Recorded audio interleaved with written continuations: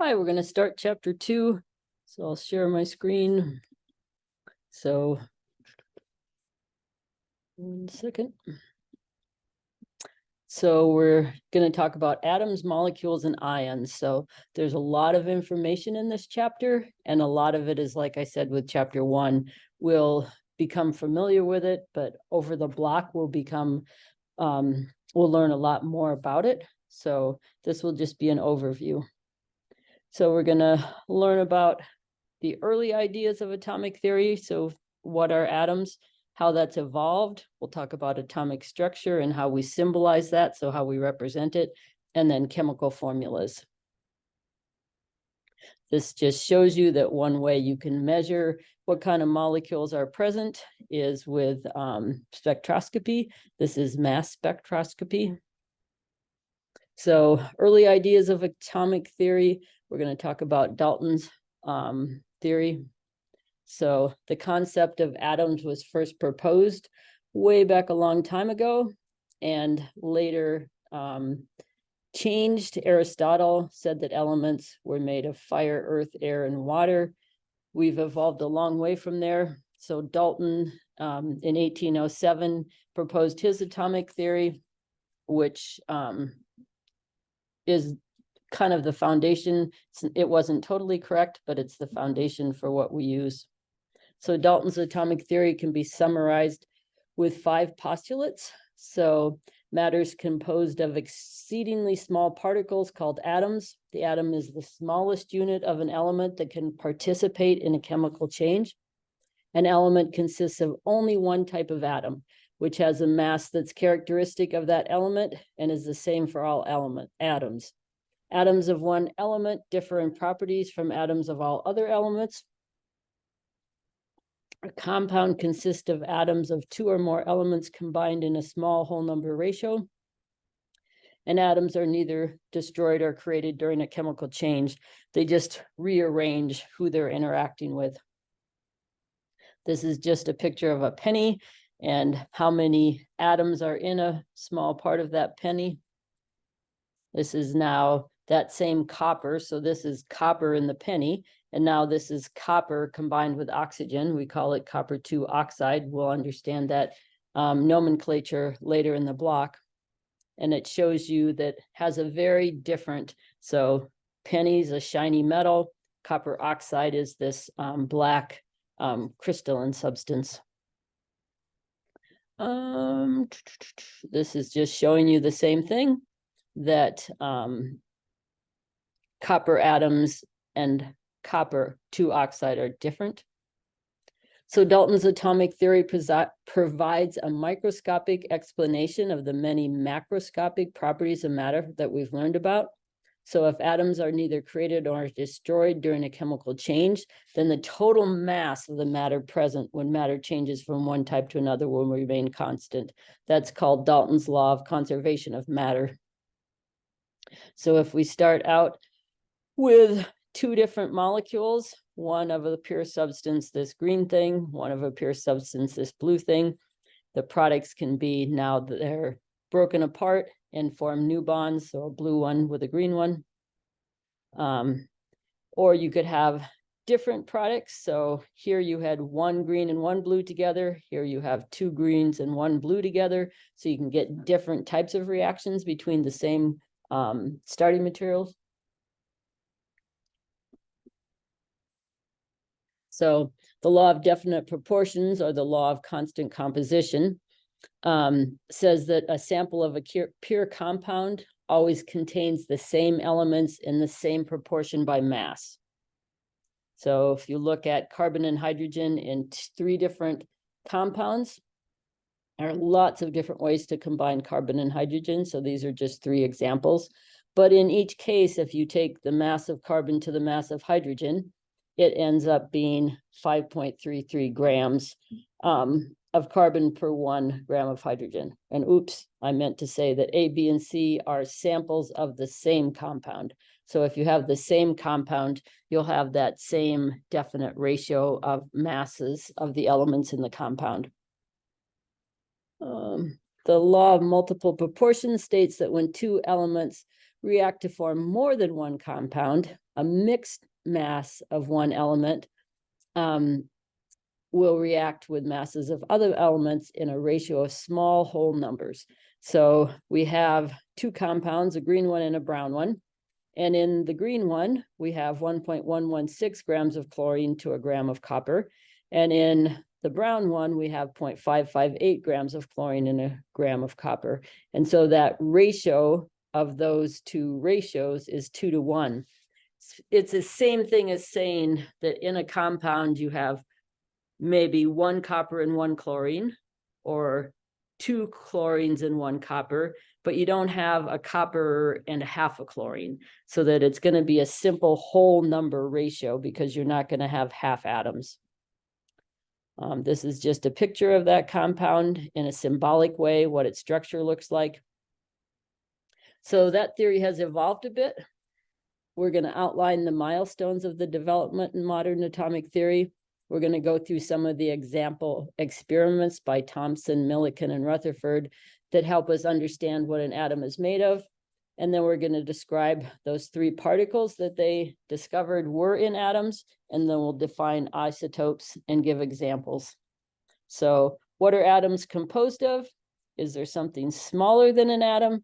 And here we're going to discuss some of those ideas. So J.J. Thomson experimented with cathode ray tubes, and it's just a tube where you put a potential across two electrodes, and that creates charge.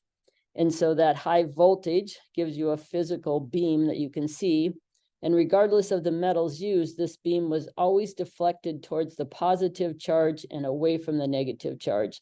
And so he was able to calculate the charge to mass ratio of the cathode ray particles.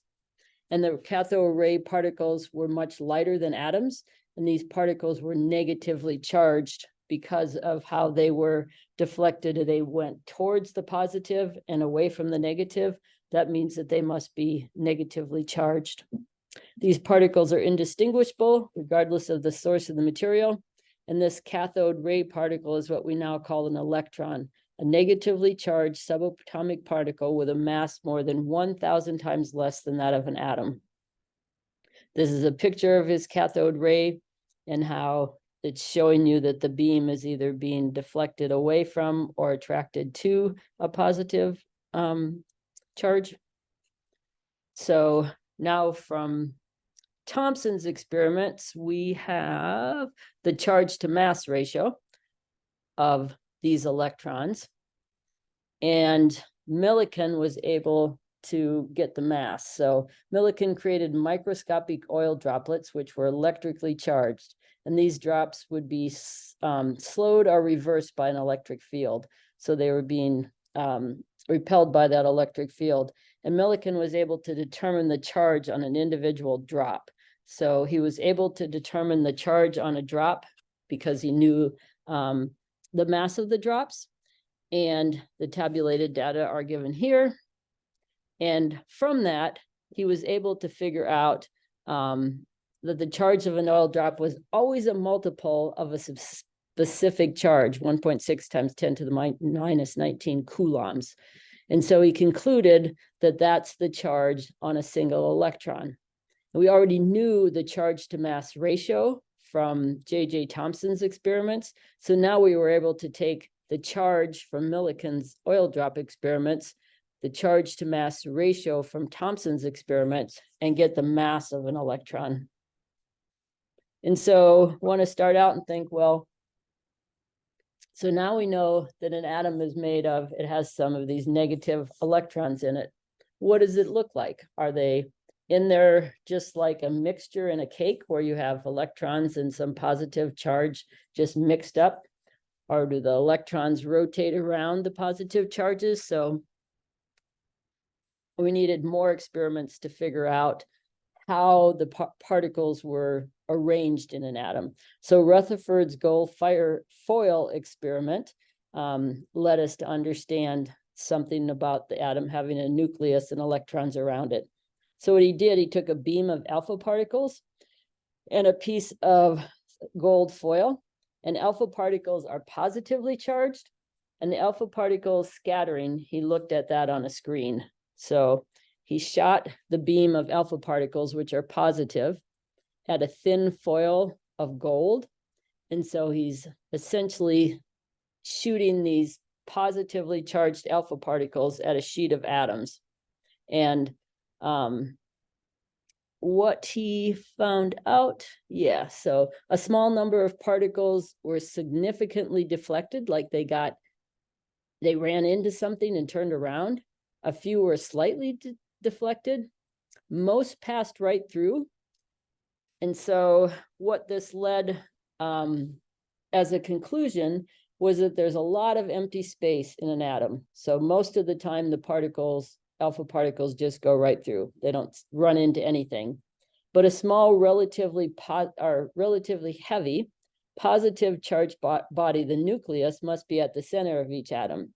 This nucleus contains most of the atom's mass, and the negatively charged electrons surround that nucleus.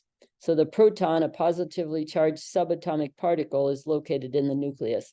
And so the reason they could conclude that is because only when the alpha particle confronted a nucleus would it turn completely around and be deflected back at the source.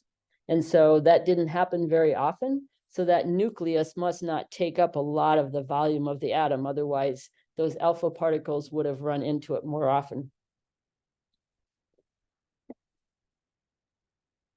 So this is just that picture showing that. So if the atom is the yellow ball, the nucleus is that little red dot in the middle. And so most of the time, the green arrow showing you the path of an alpha particle, it goes right through because it never sees one of those little red nuclei. But every now and then, if you see these guys run into the red nucleus and are deflected backwards. So most of the particles go through because an atom is mostly empty space, and very rarely are you going to run into that teeny tiny little nucleus. So isotopes are atoms of the same element, but they differ in the mass. So in that nucleus, there are both protons, the positively charged particle, and then you also have neutrons, which are contribute to the mass, but not the charge. So we're now going to look at atomic structure and how you symbolize these things. So the nucleus contains the majority of the atom's mass. Protons and neutrons are much heavier than electrons. Electrons occupy almost all the atom's volume, and the diameter of an atom is about 10 to the minus 10 meters. The diameter of a nucleus is 100,000 times smaller, about 10 to the minus 15. So when we look back at this picture, that difference, so the yellow ball represents the volume of the electrons, and the volume of the nucleus is represented by just that little tiny red dot in the middle. So if an atom could be the size of a football stadium, the nucleus would be the size of a single blueberry. That's quite amazing, actually. So atoms and subatomic particles are very small. A carbon atom weighs less than 2 times 10 to the minus 23 grams. Electrons have a charge of less than 2 times 10 to the minus 19 coulombs. So a coulomb is the fundamental unit of charge. So small units are needed. So the atomic mass unit is equal to 1.6605 times 10 to the minus 24 grams. And the mass of a carbon-12 atom is 12 AMUs. So the fundamental charge of E is that charge on an electron, 1.602 times 10 to the minus 19. That's what Thomson figured out. No, that's what Mulliken combined with Thomson figured out. So a proton has a mass of 1.0073 AMU, charge of +1. A neutron has a slightly higher mass, charge of 0. Electron has a much lower mass and a charge of -1. So the number of protons in the nucleus of an atom is its atomic number. We call that Z. This is the defining trait of an element. Its value determines the identity of the element. So when we look at the periodic table, if we say it's carbon, all carbon atoms have the same Z, have the same number of protons in their nucleus. So an atom that contains 6 protons is the element carbon. Its atomic number is 6. Doesn't matter how many neutrons or electrons it has. A carbon atom has 6 protons. So a neutral atom must contain the same number of positive and negative charges. So the charge on an electron is equal in size to the charge on a proton. They just have the opposite sign, so they're attracted to each other. But that means if we have something like the hydrogen atom, it has 1 proton and 1 electron. And so overall, it has 0 charge because those two add to 0. So the number of protons equal the number of electrons, and therefore the atomic number also indicates the number of electrons in a neutral atom. So the total number of protons and neutrons together is called its mass number A. So the number of neutrons is therefore the difference between A and Z. So in the nucleus, we have neutrons and protons, and the atomic number is the number of protons. A, the mass number, is the number of combined protons and neutrons. So if you want to know how many neutrons you have, you just have A minus Z. So when the number of protons and neutrons are not equal, when the number of protons and electrons are not equal, then it's going to become an ion. So if we have the charge of an atom is going to be the number of protons minus the number of electrons. So we can have lots of different ions. We're going to learn a lot more detail about all these concepts in chapter 2 as we go through the block. So atoms and molecules acquire charge by losing or gaining electrons. So an atom that gains 1 is called an anion. An atom that loses 1 is called a cation. So we'll put a lot of time into really understanding these processes as we go through the block. This just gives you an example of someone who is iodine deficient, one of the elements. A chemical symbol is an abbreviation that we use to indicate an element or atom of an element. So the symbol for mercury, for example, is Hg. So the periodic table I gave you has the symbols on the front, but if you turn it over, it has the name with a symbol, because Hg is not that obvious that would represent mercury. Some symbols are derived from the common name. That's why mercury and Hg go together. Most symbols have 1 or 2 letters, but 3-letter symbols have been used to describe some of the elements that are greater than 112. So these are elements that we've made in the lab. Only the first letter of a chemical symbol is capitalized. So these, once again, are things you're going to get really used to. So don't think of what we're talking about right now as things you should be memorizing, but rather think about them as things that you're going to become familiar with. This just is a chunk of mercury with the symbol Hg. These are a bunch of elements with their symbols. So the symbol for a specific isotope of an element is written with the mass number as a superscript and the atomic number as a subscript. So let's see. Yeah, this is a better way to look at it. So if you have helium, it always has an atomic number of 2. So if you look back here, so sometimes you can leave the 2 off because magnesium always has the same atomic number. So it's redundant to say Mg and the atomic number. But here is a complete way to symbolize the helium-4 isotope. So helium has 2 protons in this particular isotope, but also has 2 neutrons. So the mass number is 2 + 2, 4. And this particular atom, 2 electrons have been removed. So that means the overall charge is a +2. These are just the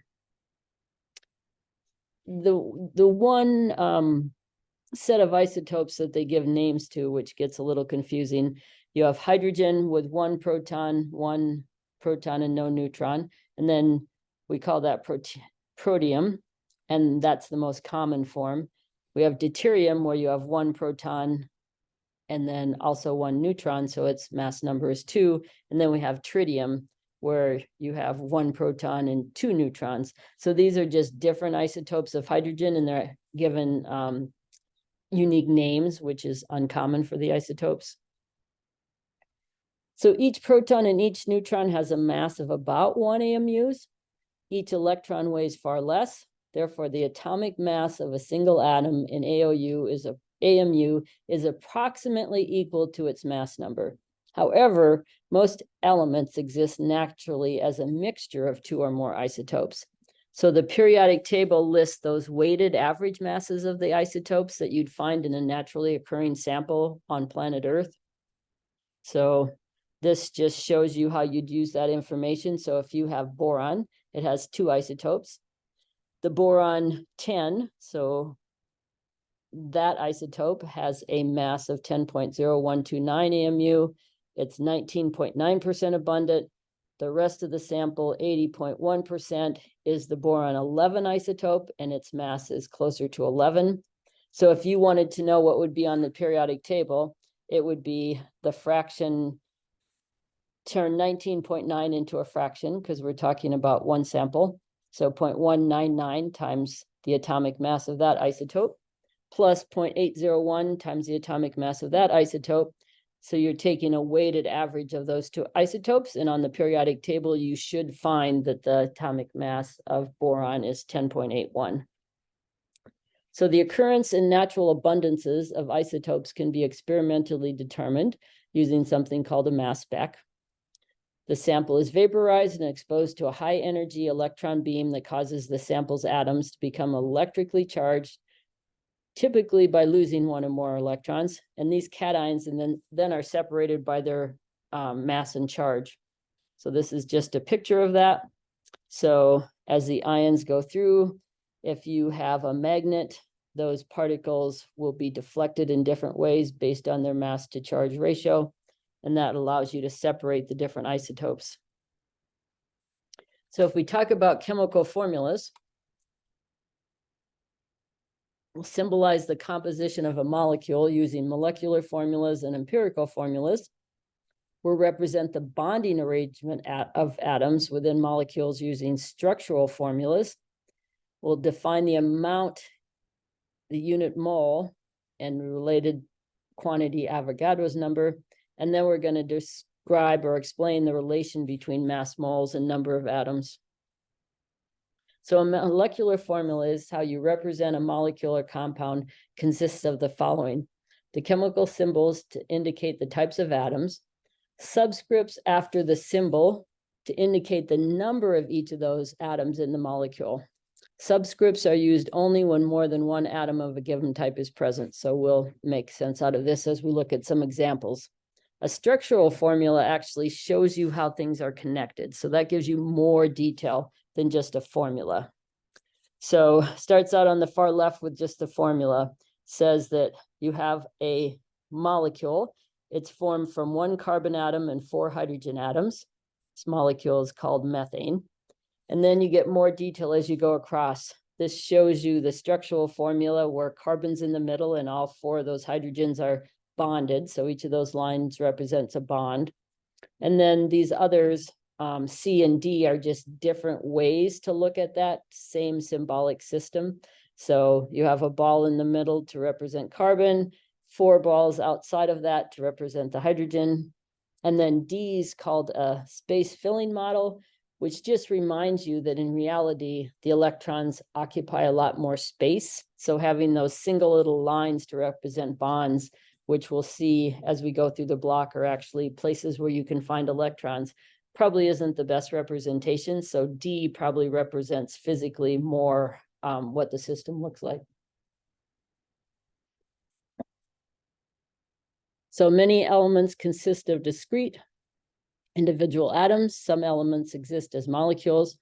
So that set right there is things that always exist as diatomics. So I'd like you to put those on your periodic table because that will come in handy. If you find a sample of hydrogen, nitrogen, oxygen, fluorine, chlorine, bromine, or iodine, won't be a sample that you have single atoms of those elements. They're always hooked together as diatomics, which will gain an understanding of why that's true when we look at bonding theory after we go through atomic structure theory.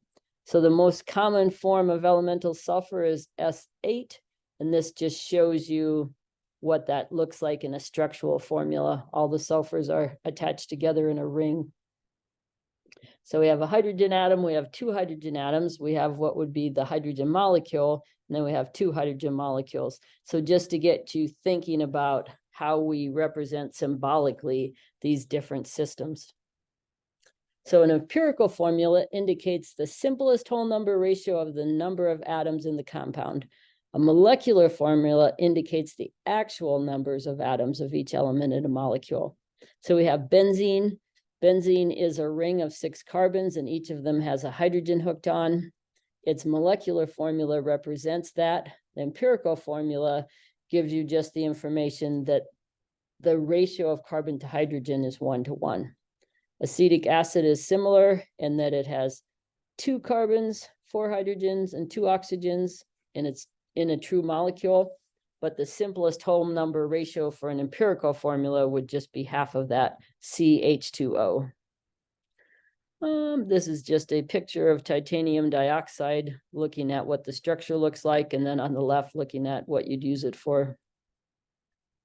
This is the benzene molecule I just talked about. So it's showing you those carbon atoms and the hydrogen atoms. And then on the far right, showing you what a sample of benzene looks like. Benzene is carcinogenic, and you probably won't use it in your undergrad education. We used to use it a lot in organic lab, but I think it's pretty much been phased out because it's very volatile, so it gets into the air, and then it's carcinogenic, so not a good thing to use as a teaching tool. This is just a picture of the vinegar, the acetic acid, what its structure looks like, and then on the left, what a sample looks like. Acetic acid is just in vinegar, it's a water solution of acetic acid. So it's mostly water, but it has acetic acid in it. This is a highlight of a very young person who was very successful as a scientist. So you can read through that, stop if you want. So it may be possible for the same atoms to be arranged in different ways. And if you do that, so if you have something like C4H10, you can arrange it in different ways. And when you arrange those carbon and hydrogen atoms in different ways, you call those different compounds isomers. They have the same chemical formula, but they have different molecular structures. So we'll run into examples of that as we go through the block. So acetic acid and methylformate have molecular formulas, but they have different structures. And that's just showing you that they are the same composition, but when you hook them together, you've hooked them together differently. Therefore, they're going to react differently. They'll behave differently, have different toxicities, but they're isomers. More isomers. So the mole is an amount unit similar to familiar units like a dozen or a pair or a gross, but it's when you're grouping really tiny things. So the mole is defined as the amount of substance containing the same number of discrete entities, such as atoms, molecules, or ions, as the number of atoms in a sample of pure carbon-12 weighing 12 grams. So that's what we set as our reference. Carbon-12, we say, if it's 12 grams, it's exactly a mole. The mole provides a link between the mass of a sample and the number of atoms, molecules, or ions in that sample. So the number of entities composing a mole has been determined to be 6.02214,179 times 10 to the 23rd. That's called Avogadro's number. And yeah, the third line is just Avogadro's number without all the sig figs. So the masses of 1 mole of different elements, however, are different since the masses of the individual atoms are drastically different. So these are just examples of a mole of different elements: zinc, copper, magnesium, zinc, carbon, magnesium, copper, sulfur, silicon, lead, and tin, just to show you that each of those has the same number of particles, but has a different mass, a different size sample. So the molar mass of an element or compound is the mass in grams, 1 mole of that substance, a property expressed in units of grams per mole. So the molar mass of any substance is numerically equivalent to its atomic or molecular mass in AMU. So a single carbon-12 atom has a mass of 12 AMU, and a mole of 12 carbon-12 atoms have a mass of 12 grams. They're not, they should have this 12 in the bottom example, the 12C, that should be a superscript. That's showing you what the mass number is. I don't know why they didn't put the superscript in. These are just some examples again of the size sample that's equal to a mole. These are off the periodic table. So the average atomic mass for carbon is 12.01. So in 12.01 is the AMU, the mass in AMU, then that's how many grams it would take to have a mole of carbon atoms. And so that would be the same as saying that's the mass it would take to have 6.022 times 10 to the 23rd carbon atoms. So you can look at that and see that, oh, hydrogen's a lot lighter and a very much smaller mass, about 1/12. You have the same number of particles. So just to give you a visual of the fact that atoms have different masses individually, therefore, to have Avogadro's number of those atoms, you'd have to have a different mass.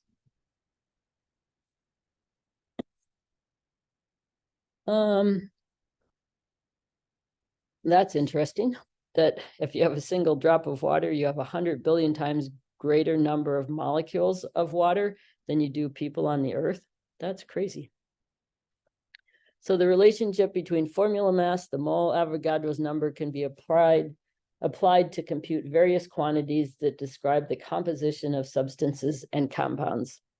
So if we know the mass of something, and if we know the conversion,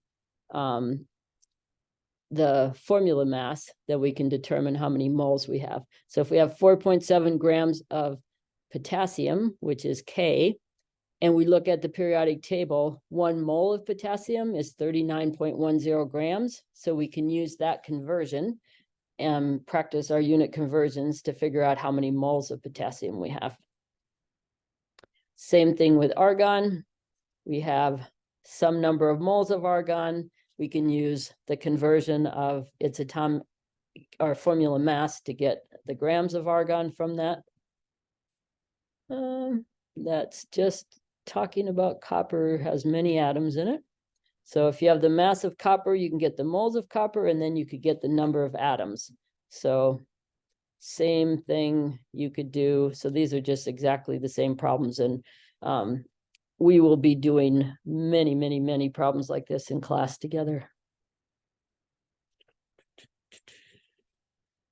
Okay, so if you have a compound like glycine, it has 2 carbon atoms, 5 hydrogen, 2 oxygen, and 1 nitrogen. So that means if you have a mole of that whole molecule, you've got 2 moles of carbon.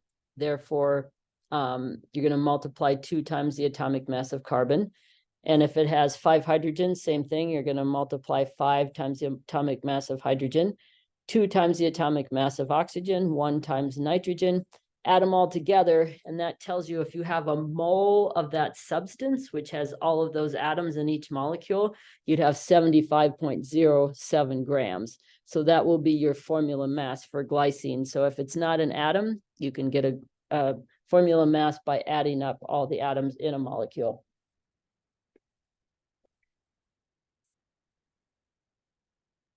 Okay.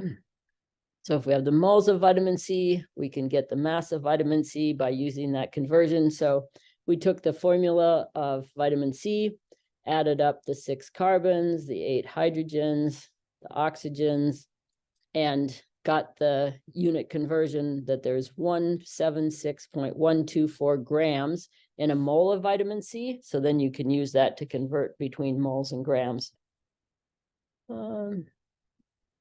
This is the same kind of problem, which we'll do more in class.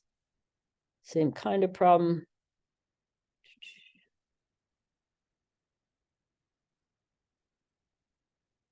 These are just looking at exercises, all of which we will do in class. So I will quit there. We will spend a lot of time in class thinking about these as examples of unit conversions from our chapter 1 conclusion.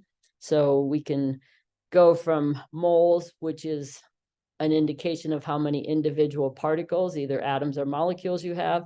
I can go back and forth from moles to how many grams for that sample, or vice versa, grams back to number of moles. Once you get number of moles, you could use Avogadro's number because you know you have 6.022 times 10 to the 23rd atoms or molecule per mole. You could go all the way to how many particles you have.